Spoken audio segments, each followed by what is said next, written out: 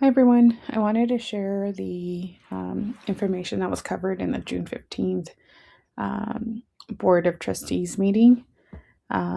This is the agenda that's on the website. So I'm going to scroll down because what was covered was public comments. I don't believe they approved the agenda.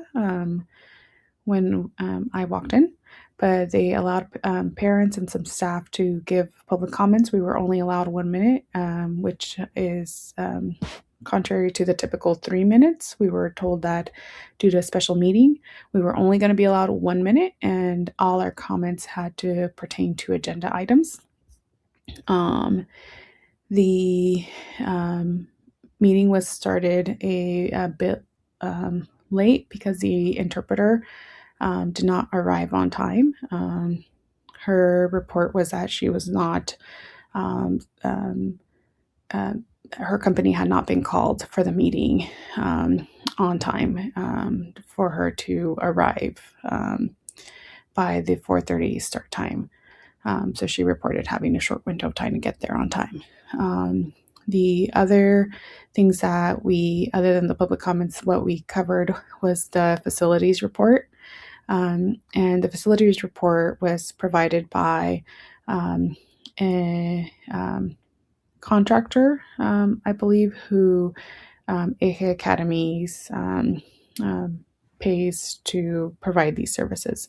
So in the facilities report, we were given an update of the status of the field and track project, and we were informed that some parents had concerns about why grass was selected instead of turf, and why it was taking so long for the grass to be able to be used by the students. The board reported that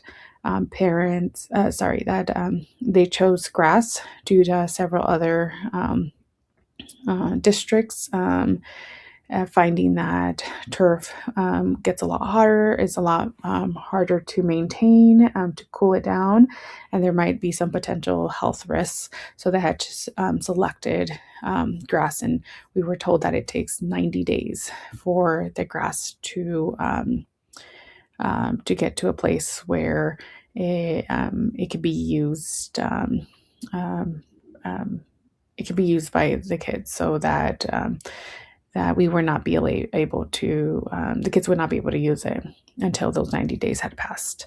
The other concern with the grass was how limiting it is for the kids, especially since there is no playground. So the part of the information that we learned was that the school had received some money from a grant, and then there was also another loan, a loan that was used to facilitate all these different modernizations, and that there had been a potentially $1 million of funds that would go unused. So that's why they decided to update the playground, and they are going to also potentially, we're wanting to install a shade structure, and a new playground for the first grade and older kids. What we were told was that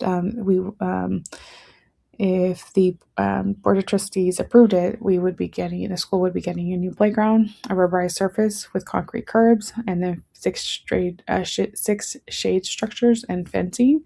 And they gave us an example of where the six shade structures would go. And they also showed us the new playground. Some of the parents during public comments had expressed concerns about the lack of parent input in the decision making of what the playground would look like and why there is no current playground. So nothing to replace the playground that was removed. We were given the answer that the playground input had been given by staff only. One of the trustees had asked if all stakeholders had been invited to give input, and the executive director reported that due to the limited time that they had in making this decision, she felt that parents would not be able to be involved in this selection of the playground. However, it's disheartening to hear that we parents and family members weren't taken into consideration, because on the board meeting for March 9th,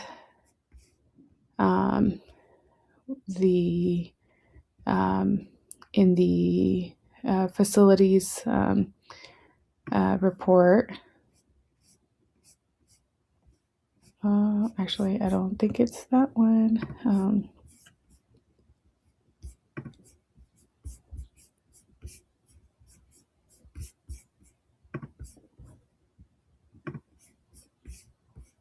This is the part that gets confusing with all the different board meetings. Here we go. And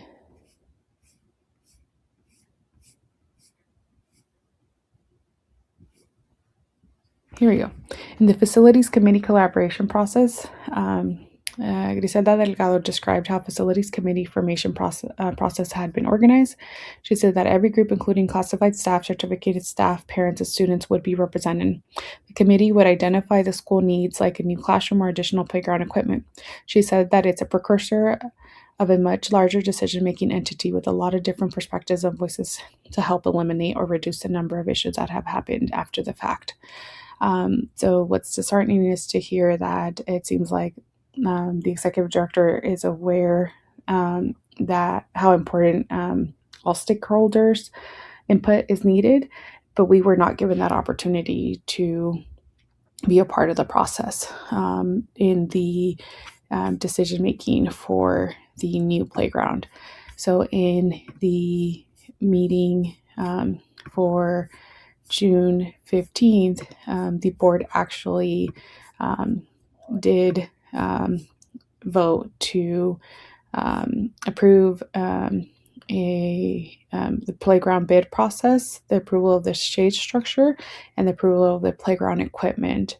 And their shared that there was a concern that the money would be lost.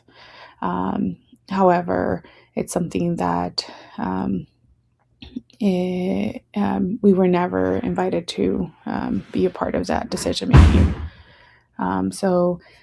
Due to the level of kind of conversations that happened in the board meeting, the board decided to, after their vote on item 1 through 3 in section 4, they went into closed session. And after closed session, they returned to inform us that there was a employee dismissal agreement that had been made, and we were not given any other information of that, and the board adjourned. So we're hoping that when we come together for our next board meeting on June 29th, we can continue to ask the Board of Trustees for equitable engagement in the decision-making process as family members. So I invite you all to attend on June 29th, 2026 at 4:30 p.m. at the EJE Auditorium. Thank you.